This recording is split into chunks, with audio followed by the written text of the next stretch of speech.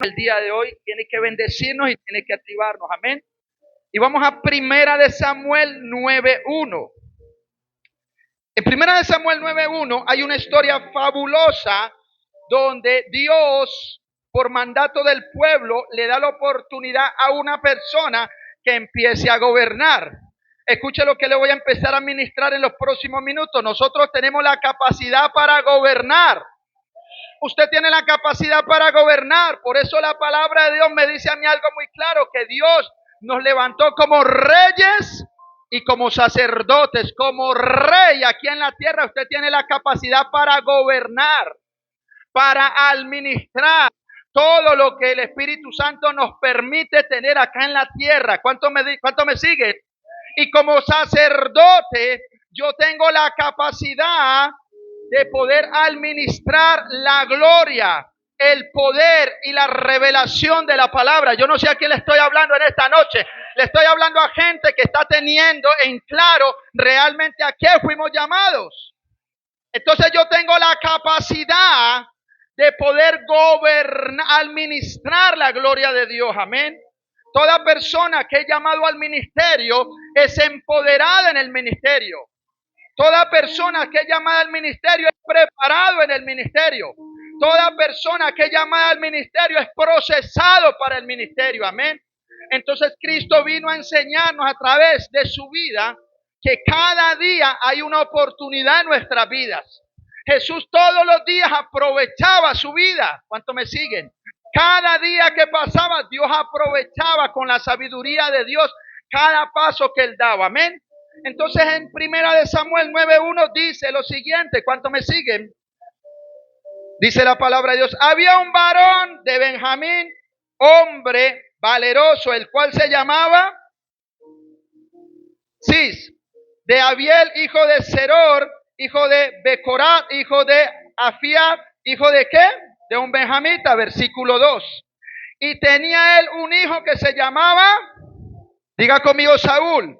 Joven y hermoso como cada uno de ustedes entre los hijos de Israel, no había otro más hermoso, con el que dijo amén seguimos, que él de hombros arriba sobrepasaba a cualquiera de quién, del pueblo. En pocas palabras era diferente, versículo 3. Y se había perdido ¿qué? Las asnas de Cis, padre de Saúl, por lo que dijo Cis a su hijo, toma ahora contigo alguno de los criados y levántate y ve a buscar las asnas, versículo 4. Y él pasó el monte de Efraín y de allí a la tierra de Salisa y no las había hallado. Pasaron luego por la tierra de Salín y tampoco. Después pasaron por la tierra de Benjamín y no las habían encontrado. Versículo 5. Cuando vinieron a la tierra de Sub, Saúl dijo a su criado que tenía consigo: ven, volvamos, porque quizás mi padre ha abandonado la preocupación por las asnas que estarán acongojando por nosotros. Amén. Versículo 6. Él le respondió: he aquí ahora hay en esta ciudad un varón de qué? ¿Un varón de qué? Que es hombre insigne. Todo lo que él dice acontece sin falta. Diga conmigo: todo lo que dice acontece. Vamos pues allá, quizás nos darán algunos indicios acerca del objeto por el cual emprendimos nuestro camino. Padre, ponemos en tus manos esta palabra, Dios, que sea una palabra, Señor, que hoy rompa todo esquema, una palabra que toque la vibra de nuestro corazón. Amén. Cuando yo leo esta palabra, lo primero que veo es un propósito. Diga conmigo: propósito. Nuestra vida cristiana, toda nuestra vida es un propósito. Cada persona que nace y llega a este plano terrenal siempre va a tener un propósito. Amén. Entonces, ¿qué hace el Espíritu Santo a través de toda nuestra vida? Empieza a trabajar en nosotros, en nuestra conciencia. Nosotros inconscientemente, desde que nacemos, empezamos a vivir procesos. ¿Cuántos de nosotros recuerdan todos los procesos antes de llegar a Cristo? Amén. Entonces, lo primero que debo entender en esta palabra es que este hombre llamado Saúl tenía un propósito de parte de Dios, pero lo que me llama la atención es que este hombre no sabía hacia dónde lo iba a llevar Dios. Amén. ¿Cuántos de nosotros en este momento, nuestra mente humana todavía no dimensionamos hacia dónde nos quiere llevar Dios? ¿Cuántos de nosotros en este momento, aún teniendo la Biblia años en nuestras manos, todavía no alcanzamos a dimensionar realmente lo que Dios quiere con nosotros? Por eso, a través de los años, nosotros empezamos a experimentar diferentes circunstancias. Entonces hay personas que empiezan a experimentar tormentas, hay personas que empiezan a experimentar desiertos, hay personas que empiezan a experimentar procesos, pero todo esto me tiene que llevar a un mismo punto. Es el ser procesados, el estar en un desierto para que el propósito de Dios empiece a desatar en mi vida. Entonces las circunstancias de la vida empiezan a pasar por un porqué en nuestras vidas. Cada circunstancia que usted y yo estamos pasando siempre tienen un para qué. Cada circunstancia que usted y yo estamos pasando siempre tienen un para qué. Es ahí Dios trabajando en el ser humano. Es ahí Dios tratando de conquistarnos a cada uno de nosotros. Eso estaba experimentando este hombre. Hubo un problema en la casa. Había una gran pérdida y lo primero que el padre de este hombre le encomienda a Saúl es ir a encontrar sus ¿qué? Sus asnas. Pero lo que no sabía Saúl y el propio padre es que Dios iba a utilizar esta pérdida para hacer un propósito en él. Hay circunstancias que de pronto usted ha vivido o está viviendo o va a vivir. ¿Por qué? Porque Dios va a través de esas circunstancias a enseñarnos algo. Entonces lo primero que este hombre empieza a experimentar es un propósito en la vida de él. Cada uno de nosotros estamos experimentando propósitos diferentes. Cada uno de nosotros estamos siendo formados diferentemente. Por eso Jesús fue muy claro cuando dijo, el que quiera seguirme, tome su ¿qué? Tome su proceso. Tome su tormenta. Tome su desierto y sígame. La cruz puede tipificar muchas cosas. ¿Qué puede tipificar la cruz? Toma tu cruz y sígueme. Recuerda que en la crucifixión Jesús le tocó cargar una cruz. Y la cruz no era liviana. La cruz tallaba. La cruz estorbaba. La cruz no dejaba avanzar. Pero era necesario que Jesús llevara la cruz. Entonces la cruz puede tipificar cada área de nosotros que de pronto Dios esté utilizando para formación. Dios puede utilizar esa área para conquistar nuestro corazón. ¿Aló? Entonces Jesús a través de la palabra nos dice, el que quiera seguirme, aproveche sus circunstancias y sígame. Entonces es ahí donde nosotros somos procesados de día y de noche. Entonces siempre que yo leo la palabra de Dios, siempre trato de entender los procesos que yo estoy viviendo, porque aún yo aquí en medio de esta iglesia, aún en medio de un traje, aún en medio de una palabra, aún en medio de una sonrisa, estoy viviendo mis propios procesos. Luis Alberto vive procesos, Luis Alberto vive desiertos, Luis Alberto vive tormentas. La diferencia que yo tengo de pronto, algunos, no todos, es que a través de la palabra he aprendido a llevar las circunstancias de la vida. Entonces lo primero que yo debo de entender es que cada proceso tiene un resultado. Cada desierto tiene un resultado. Cada tormenta tiene un resultado. Y ese resultado se llama propósito de Dios. Entonces usted está en esta iglesia porque hay un propósito en su vida que ya está ejecutándose en el campo espiritual. Entonces, si yo leo la palabra de Dios, me encuentro con los grandes hombres de la Biblia que no les tocó fácil. Veo un Moisés que le tocó ir a un desierto porque lo iban a matar. Veo un David que aún el redoma, habiendo caído sobre él, el aceite sobre él, le tocó seguir su vida normal, pero le tocó enfrentarse a un oso, a un león, al menosprecio y a muchas cosas. Veo un Elías que aún teniendo la unción, la gloria y el poder vivió una vida de soledad. Entonces hay circunstancias que no podemos entender hasta que entendemos la palabra. Entonces yo debo entender a través de la palabra que todo lo que yo esté viviendo es parte de esta vida, parte de un propósito. El hecho de que yo esté en el cristianismo, el hecho de que yo tenga un ministerio, el hecho de que yo sea un predicador, bueno, excelente o regular o malo no quiere decir que yo sea inmune a las circunstancias de la vida. Cada uno de nosotros estamos viviendo nuestra propia cruz. La pregunta en esta noche es si has soltado tu cruz o estás siguiendo, avanzando con tu cruz. Porque Jesús fue muy claro, todo el que quiera seguirme, suelte sus problemas. No, usted tiene que vivir sus problemas. Tome su cruz y sígame. Siempre le digo a la gente, el cristianismo no es sinónimo de todos los días estar arriba y no abajo. Van a haber momentos que estamos en el piso. Entonces para el hijo de Cis no fue fácil tener que aventurarse e ir a buscar unas sanas. En ese tiempo no había WhatsApp, no había redes sociales, no había teléfono. Él tenía que aventurarse. El padre tenía que confiar en que el hijo iba a volver. Hubiese podido pensar el padre, no lo voy a enviar porque de pronto nunca más vuelve. ¿Cuántas personas en ese tiempo no salieron a buscar circunstancias y nunca más volvieron? Personas que en ese tiempo salían a la guerra pero nunca más volvieron. Entonces lo primero que yo veo aquí es una decisión. El hijo de Saúl toma la decisión de ser obediente. Lo primero que yo debo de entender por la palabra es la obediencia. Y lo primero que nos cuesta, y me incluyo, es la obediencia, la sujeción, el estar bajo autoridad. Entonces lo que yo veo a través de la palabra es que lo primero que Dios trata en el ser humano, en el cristiano, es el carácter. ¿Cómo está el carácter de cada uno de nosotros frente a la cruz? ¿Cómo está el carácter de nosotros frente a la iglesia, frente a una autoridad, frente al mismo Dios? Porque la palabra de Dios me dice, mi pueblo de labios me ama, pero su corazón está lejos.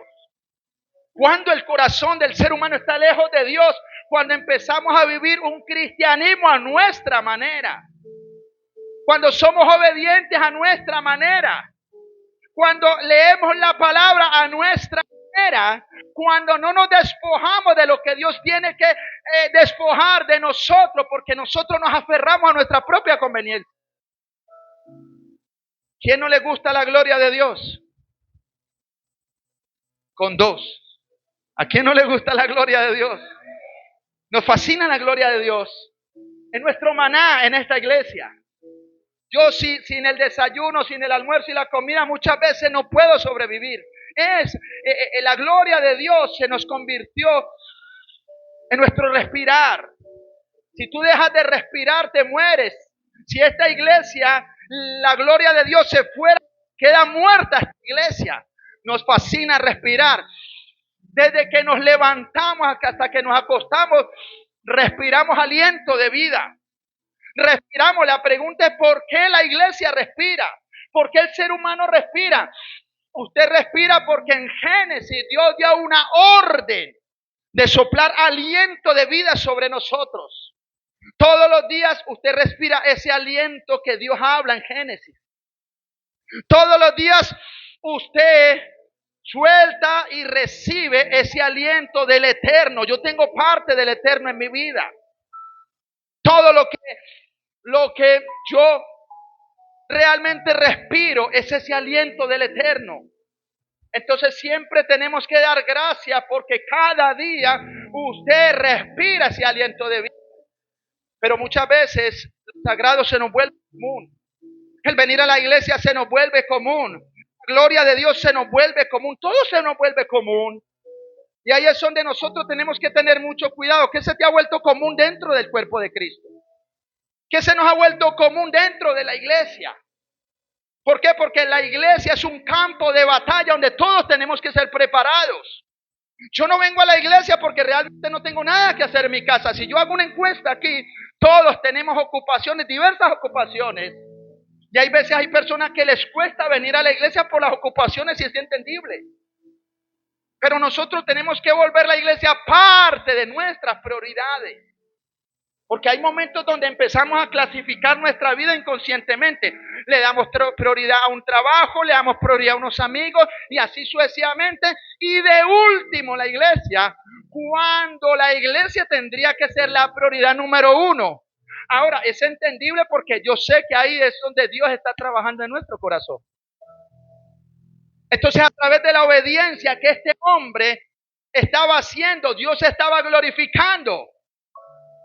Saúl hubiese podido decirle al padre, bueno, sí, y darse la vuelta como muchos, esto no pasa aquí sino por allá, irse por allá, y quién le decía que no, y engañar al papá. Irse a jugar PlayStation a la esquina, quedarse 1, 2, 3 semanas y volver a decir, no encontré nada. Porque me impresiona esta palabra, es que a este hombre nadie lo estaba monitoreando. Yo puedo ser monitoreado por medio del WhatsApp, por medio de las redes sociales, puedo ser monitoreado, le puedo hacer una videollamada a alguien, me pueden hacer una videollamada si realmente yo estoy en algún lugar donde dije, pero ¿quién podía monitorear a este hombre? O sea que en el tiempo de este hombre la palabra tenía validez. La palabra tenía validez. Entonces ahí donde yo debo de entender que la palabra mía, no con el hombre, sino con Dios, tiene que tener validez. Por eso la palabra de Dios siempre me va a mostrar algo poderoso. Diga conmigo poderoso. Que tú sí sea un sí, que tú no sea un no. Te determinarás en una cosa. Tenemos que ser seres humanos determinados. Este hombre se determinó a hacer la tarea del Padre. El Padre que tipifica a nuestro Dios. Entonces Saúl estaba siendo obediente al Padre. El Padre le encomienda algo que es importante para él. Las sarnas eran importantes para Cis, pero la Biblia no me describe si las sarnas eran importantes para Saúl. La Biblia no me describe si Saúl amaba las asnas o sencillamente... Pero lo que en sí alcanzo a dimensionar aquí en la palabra es que este hombre le dio el valor que el Padre tenía. La pregunta de nosotros es si nosotros le estamos dando el valor a lo que Dios está entregando en esta iglesia. La pregunta es si nosotros le hemos dado el valor que Dios le ha dado a la iglesia. ¿Aló? Porque nosotros tenemos que amar lo que Dios nos entregó. Finalmente la iglesia no es de Luis Alberto. La iglesia es de todos. Esta iglesia es de usted, de Luis, de todos en la iglesia. Esta iglesia Dios la permitió por misericordia para que todos disfrutáramos este templo. Para que cada uno de ustedes tuvieran encuentros con Dios. Para que usted pudiese llegar aquí a este campo de batalla, a ser preparado. Por eso esta es una plataforma donde no se le niega nada a nadie si cumple los requisitos de la iglesia. Una vez usted cumpla los requisitos de esta iglesia, usted puede aprovechar cada oportunidad que Dios da en esta iglesia. Entonces este hombre lo primero que experimenta es la obediencia. Salió en la travesía. ¿Cuántos de nosotros Dios no nos ha encomendado? Nos ha encomendado cosas que tenemos que ejecutar acá. Te ha encomendado un ministerio, te ha encomendado una alabanza, te ha encomendado un ministerio evangelístico, un pastoreo, un liderazgo. ¿Qué te ha encomendado Dios que en este momento quizás tú no le estés dando la prioridad que tendrías que darle? Las almas se perdieron. ¿Qué se ha perdido en nuestras vidas en este tiempo? ¿Qué se ha venido perdiendo en este tiempo en nuestras vidas? Entonces la palabra de Dios me tiene que hablar primeramente a mí. Saúl vio las asnas como si fueran de él. Usted tiene que ver la iglesia como si fuera suya, 100%. Entonces lo primero que hace este hombre es salir a la travesía. Cada uno de nosotros tenemos una responsabilidad dentro de la iglesia. Porque la iglesia somos cada uno de nosotros. Y cada uno de nosotros pertenecemos al cuerpo de Cristo. Somos el cuerpo de Cristo. Así usted sea el dedo meñique del cuerpo de Cristo. El dedo meñique de un cuerpo es tan importante como la cabeza. Quítele el dedo meñique y se cae el cuerpo. Pierde el equilibrio del cuerpo. Entonces yo siempre he dicho, soy el dedo meñique que pueda que Dios me esté utilizando para sostener el cuerpo.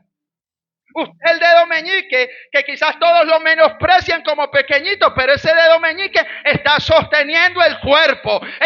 ¡Ay, Dios mío! ¡Aleluya!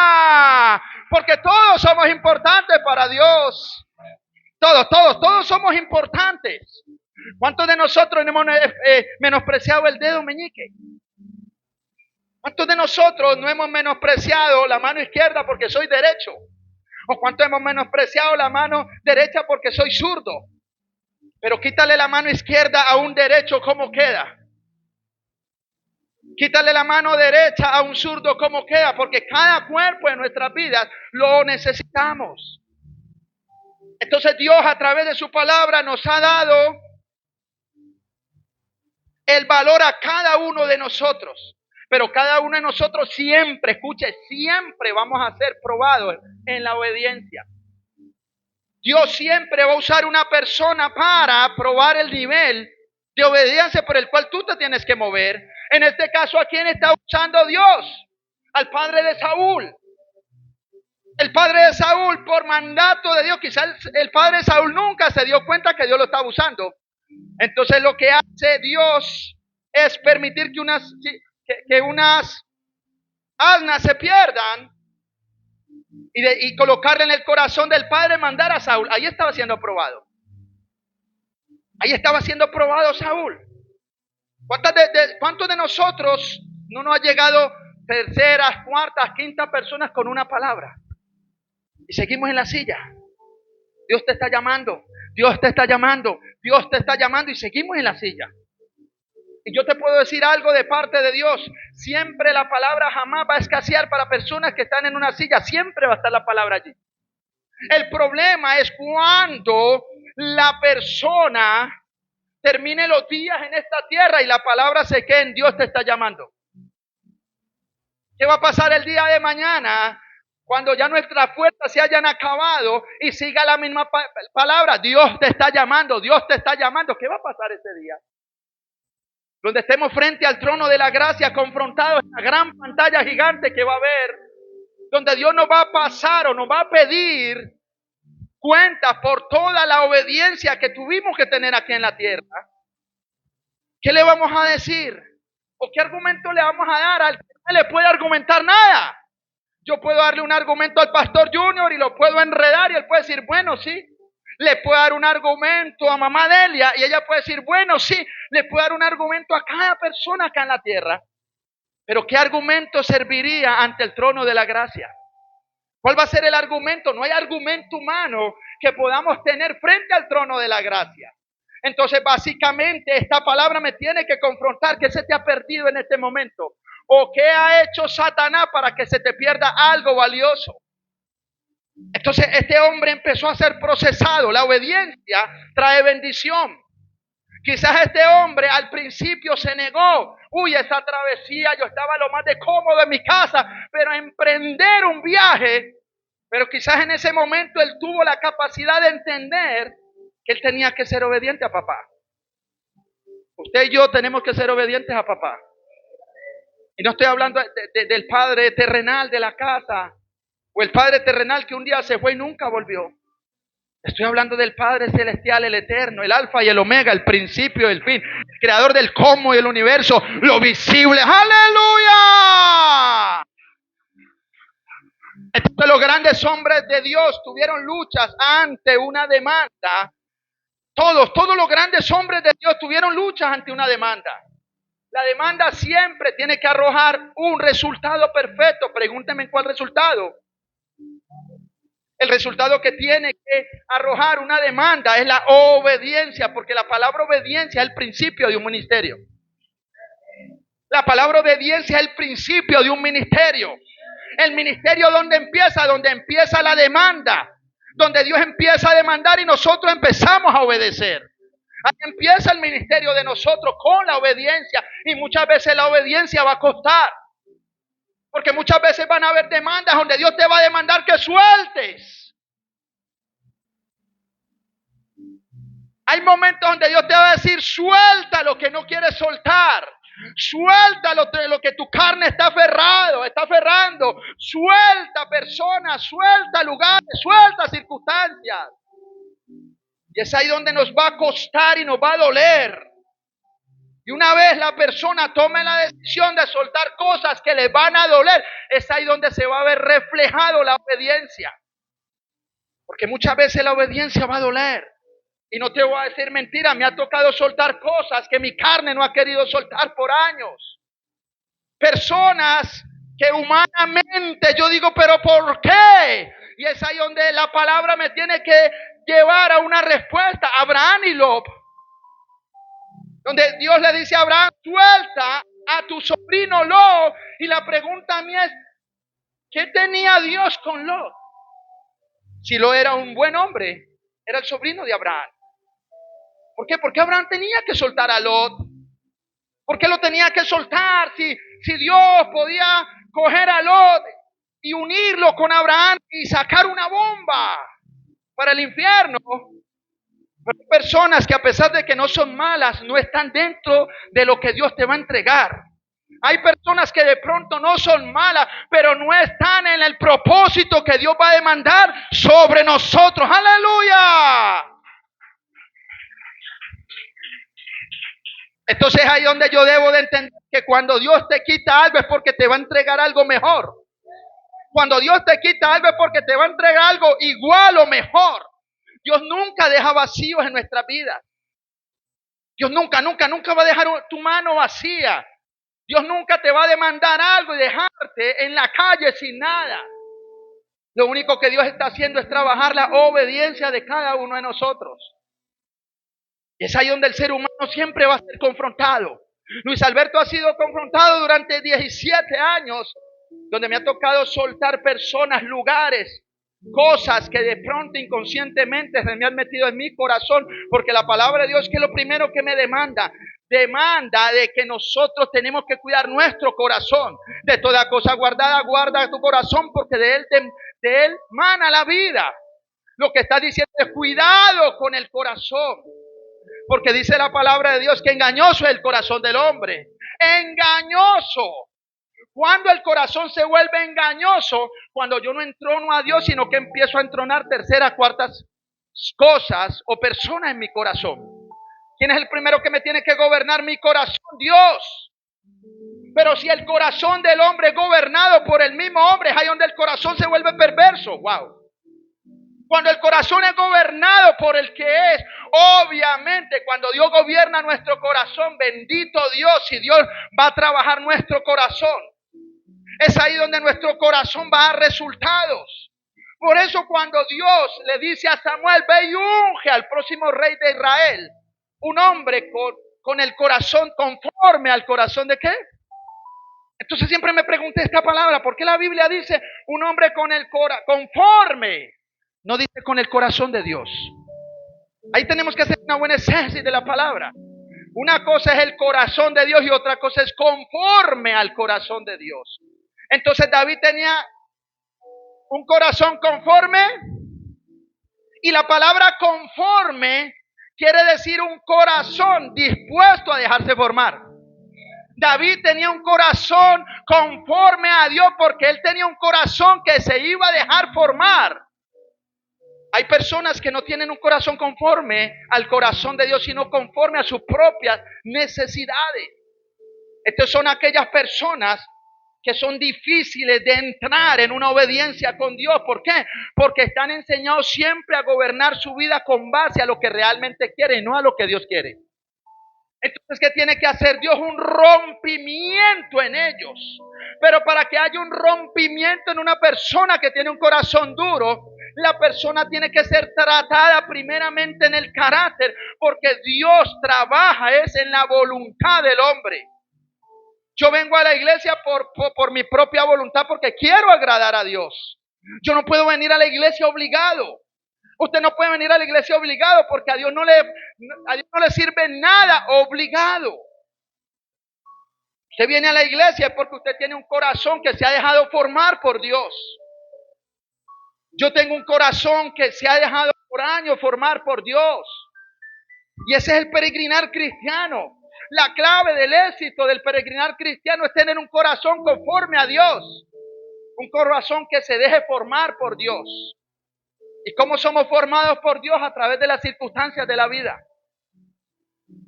A través de entender que siempre tenemos que estar bajo autoridad. Que tenemos que mostrar la obediencia no solo hacia arriba, sino hacia los lados. Tenemos que ser obedientes en un trabajo. Tenemos que ser obedientes en una casa. Tenemos que ser obedientes en una casa. En todas partes somos probados en la obediencia. Porque en todas partes estamos bajo autoridad. Me impresiona mucho el carácter de Jesús. Jesús tenía un carácter violento. De cómo un hombre era un centurión de la armada de los romanos. Va donde Jesús y le dice: Jesús, mi criado está a punto de morir. Necesito que vayas y lo sanes. Mira la autoridad, y te invito en casa a que vayas a esta palabra. Mira la autoridad como le habla el centurión. El centurión no le dice: ten misericordia, Jesús, así en forma de humillación. Él le habla con autoridad. Pero Jesús detecta la autoridad del centurión y le dice: listo, yo voy. Mira qué lindo el Señor.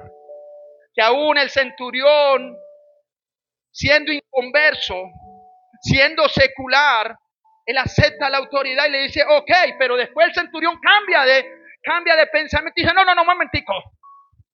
Yo soy hombre de autoridad y toda mi cúpula son obedientes a mí. Soy un hombre de autoridad, que yo mando a alguien a hacer algo y lo tiene que hacer. Tú eres un hombre de autoridad. Lanza la palabra, que con tan solo lanzar la palabra, mis siervos... Ay, Dios mío.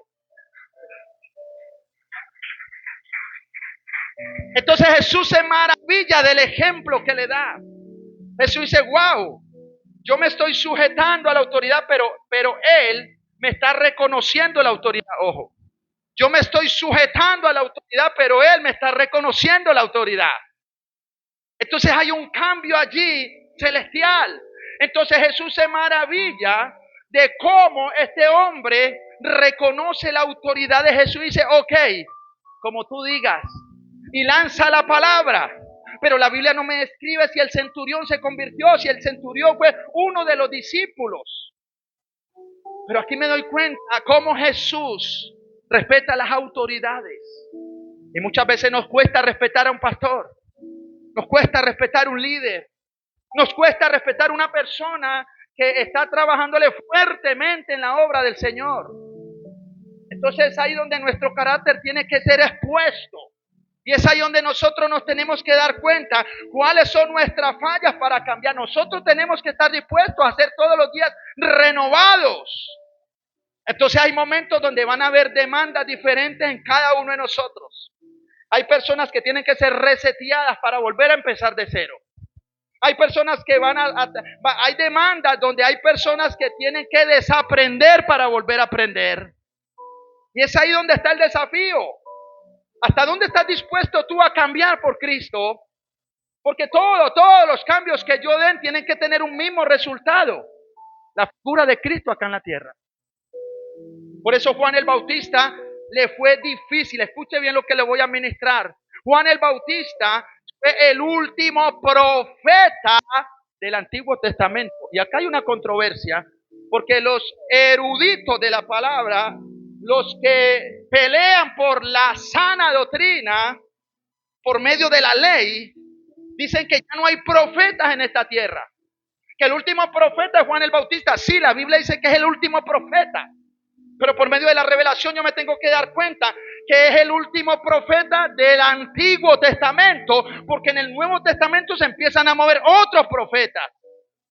Entonces yo tengo que entender hasta dónde la palabra me está hablando. Juan el Bautista fue el último profeta del Antiguo Testamento, pero Juan le tocó romper esquemas, porque los grandes profetas del Antiguo Testamento tenían honra de hombres. Saúl, cuando se va a devolver, el criado le dice: espérate, hay un vidente aquí que todo lo sabe. O sea, reconocieron que había un profeta vidente, que era palabra de Dios, porque en el Antiguo Testamento no habían profetas que se equivocaran. Lo que decía el profeta era palabra de Dios. Entonces lo primero que le dice Saúl, él reconoce que un hombre de Dios tiene que ser honrado.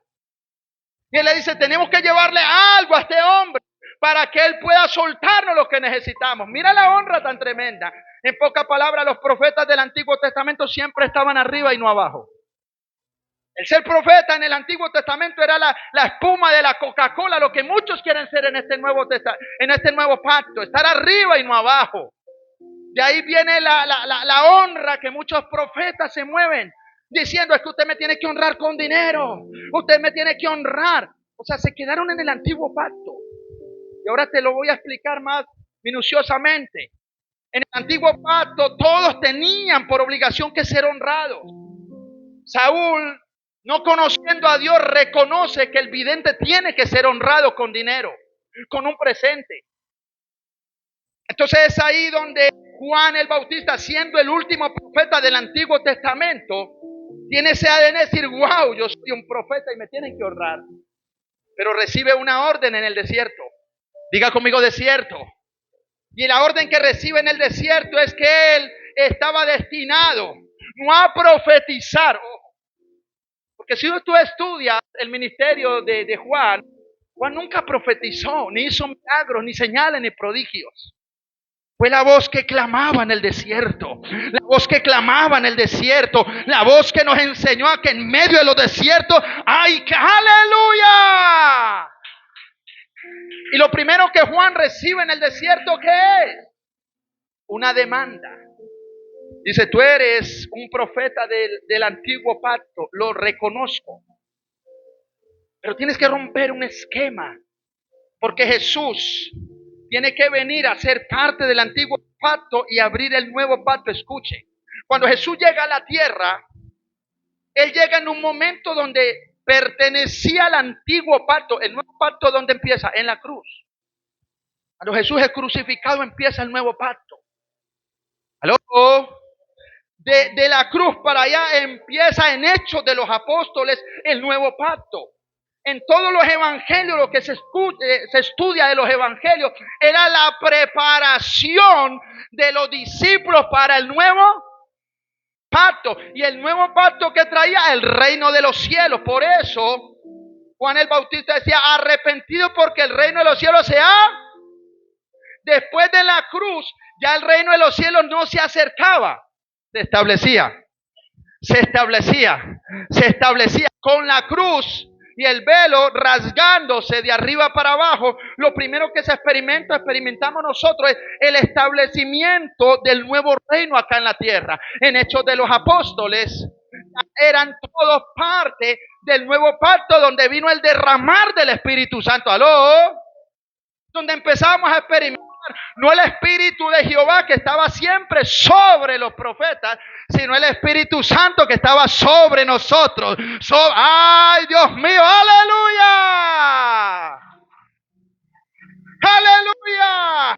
Entonces Él recibe una demanda en el desierto, donde el mismo Eterno, el mismo Padre, el mismo Alfa y Omega, principio del fin, le da una palabra profética.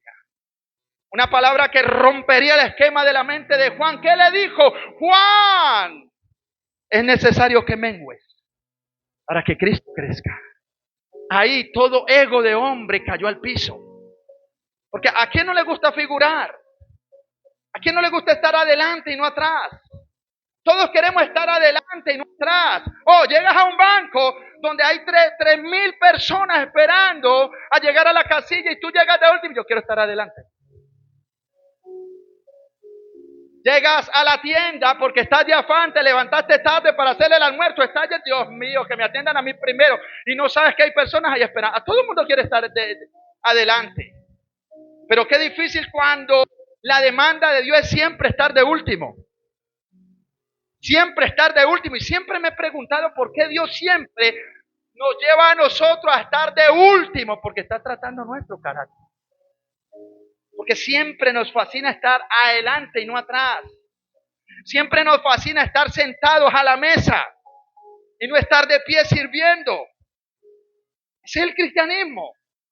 Entonces para Juan hubo un rompimiento en el corazón. ¿Cómo así? No, Juan, tú no vas a hacer milagros. Tú no vas a sacar demonios. Tú no vas a dar palabra de ciencia. Juan, muéstrame en la Biblia dónde hay una palabra de ciencia de Juan. Donde Juan te va a decir la fecha de nacimiento, el nombre del exnovio de hace 3000 años que fue sinvergüenza contigo. Muéstrame la palabra donde Juan te dice, ahora que llegues a la casa y abras la nevera, hay un dinosaurio esperándote. Juan no hizo esa clase de milagros. No, la Biblia no describe que este fue un profeta de señales, sino un profeta de humillación. Un profeta que enseñó a humillar la carne, el ego. Entonces, ¿qué hacía Juan?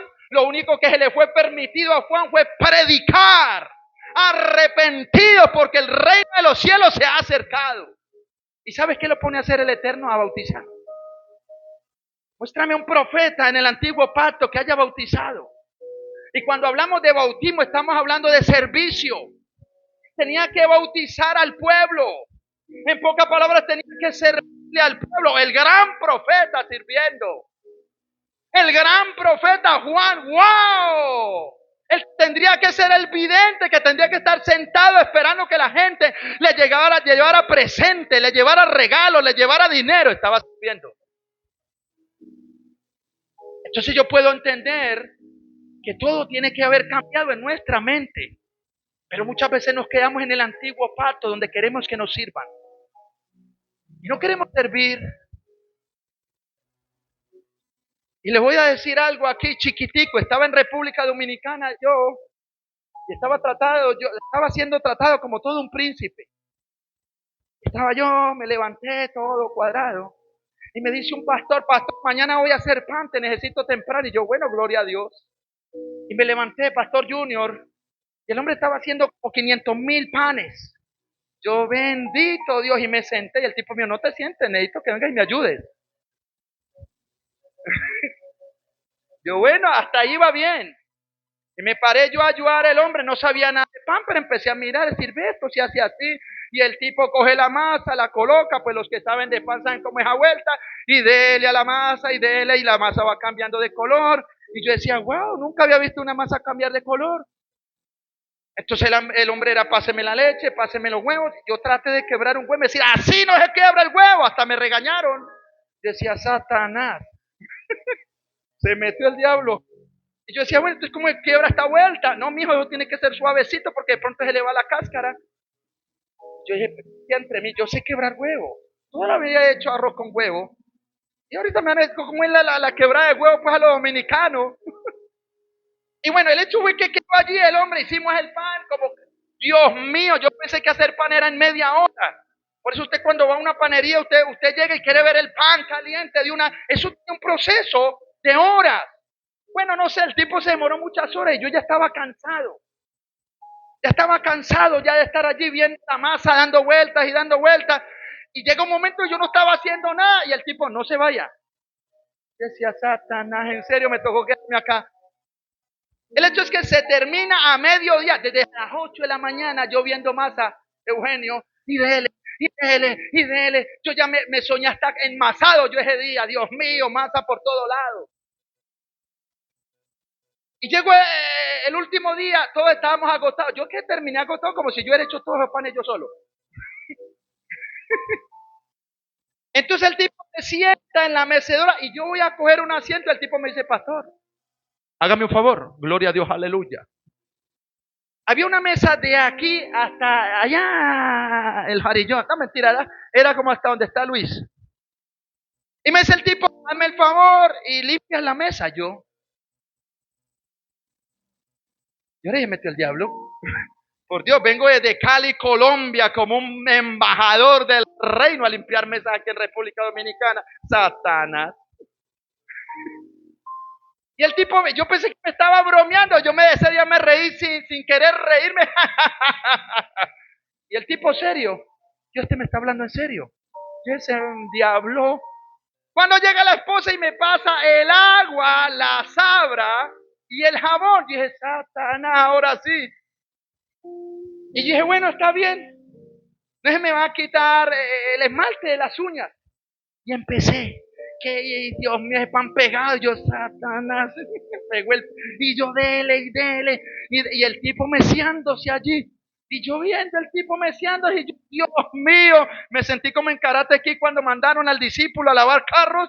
Decía, Dios mío, bendito. Y dele, y dele, y dele. El hecho fue que terminé yo, vea.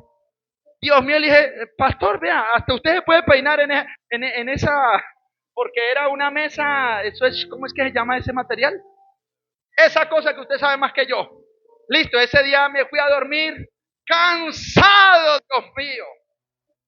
En la tarde tocaba una campaña, fui a la campaña y para no hacer la historia muy larga, porque viví muchas cosas, ¿no?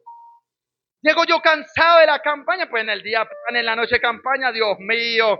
Y llego yo y me recuesto, y yo, ay Padre, gracias, cuando plum, me abren la puerta. Y era el mismo pastor. Y yo, Señor, otra vez este diablo. Y ya me dice el tipo, pastor, ¿qué hace acostado? Y yo, papi, descansando. Me dijo, déjese direccionar, por Dios, déjese direccionar. Pastor, necesito que se me levante porque necesito inflar muchas camas para lo que... Me puso a inflar camas el tipo. Yo decía, ¿en serio? Vine de Cali, Colombia a inflar. Y yo, cansado, yo inflé. Yo, Dios mío. El hecho fue que yo llamé ese día a un pastor, sácame de esta casa, que 2 días más me ponen a lavar la camioneta, Dios mío. Y había un pastor que se reía. Yo le dije, yo no sé si esto es el diablo o es Dios, yo no sé, pero me cogieron de señorita del servicio y 2 días más me ponen a cocinar. Entonces ahí entendí que muchas veces Dios nos tiene que procesar el carácter. Pueda que tú seas humilde, yo sea humilde, pero muchas veces un toquecito de levadura puede dañar la masa. Entonces ahí donde nosotros muchas veces debemos de decir, no decir por qué, sino para qué. Quizás Dios me estaba enseñando que nunca debemos olvidar el servicio.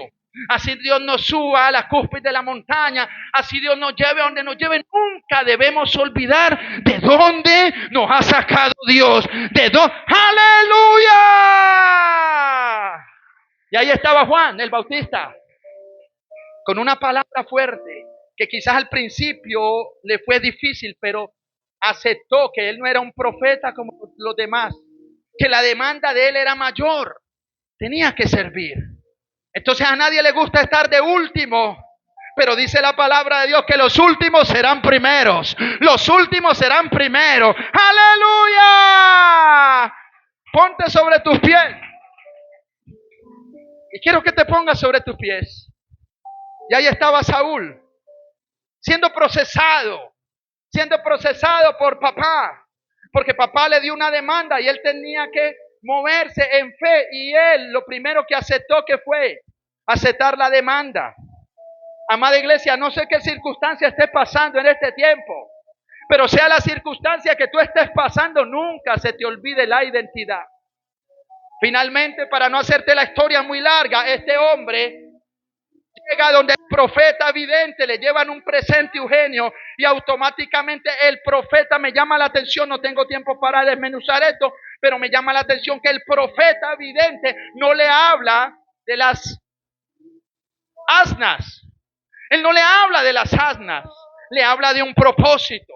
Hay personas que vienen años atrás buscando una economía, buscando un equilibrio en su negocio, buscando un equilibrio en su matrimonio, buscando una mejor posición detrás de Dios, pero se encuentran con un propósito muy diferente. Entonces, ¿qué hace Saúl? Viene por algo propio y se lleva algo de Dios.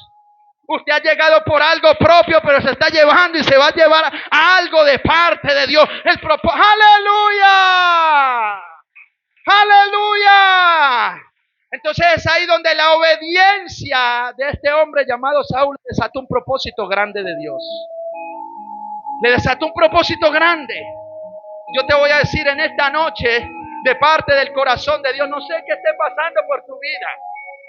Quizás las decisiones que tienes que tomar te han costado, porque esas decisiones te tienen que llevar a una obediencia y te va a costar. Pero haz hasta lo imposible por ser obediente a Dios. Porque la obediencia, a pesar de que muchas veces cuesta, la obediencia trae bendición. Si Dios te está demandando un ministerio es porque te necesita en el ministerio. Si Dios te está demandando que sueltes personas, cosas, es porque algo te está librando y te va a entregar algo mejor. Si Dios te está tratando el carácter es porque tienes la capacidad de cambiar. Nuestro corazón está en las manos de Dios.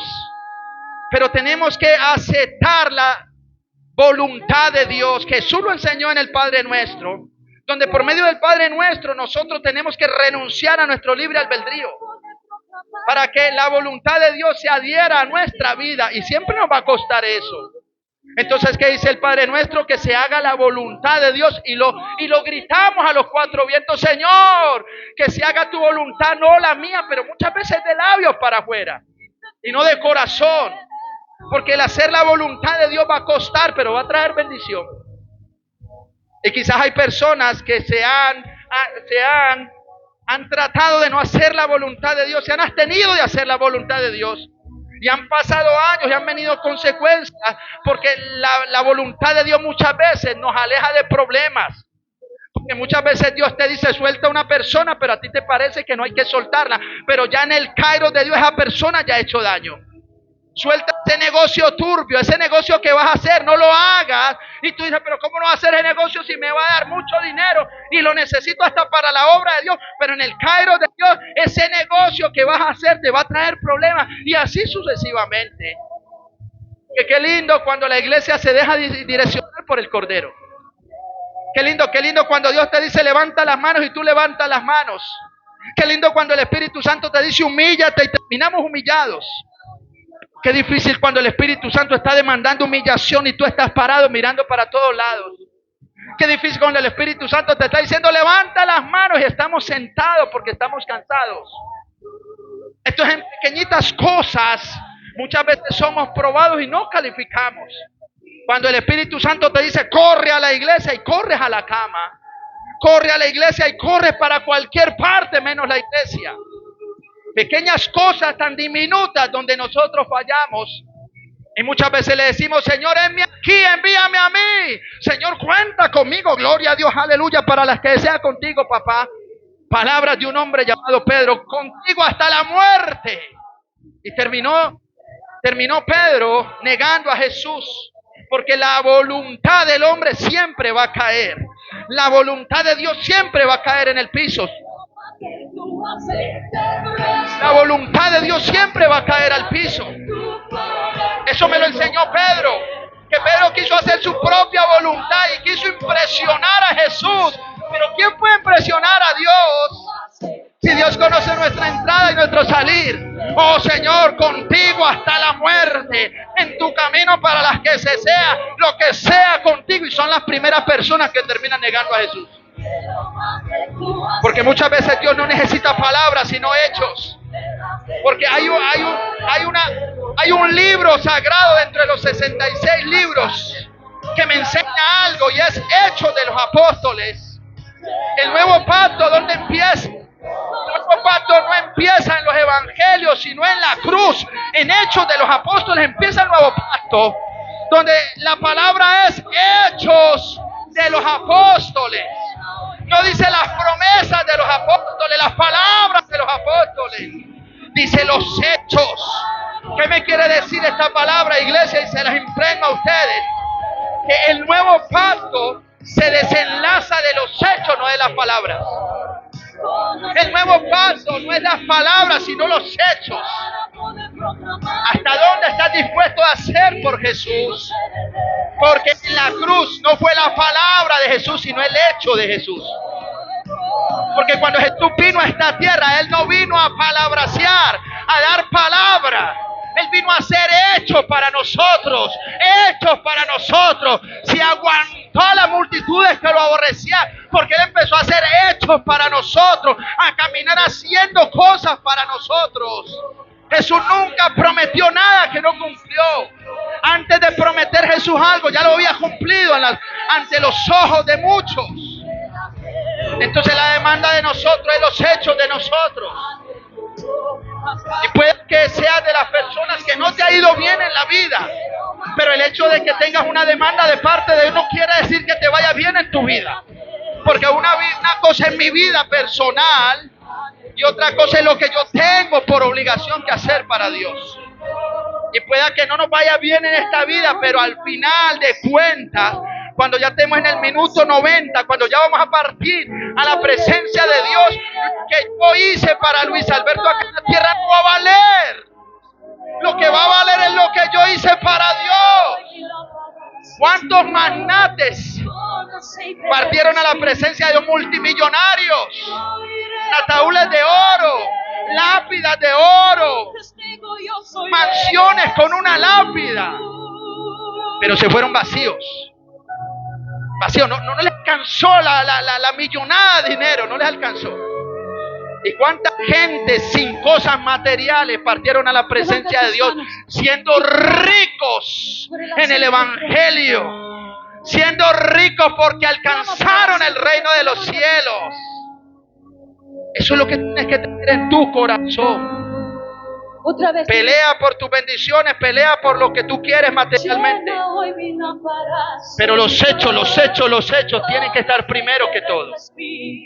Padre, gracias.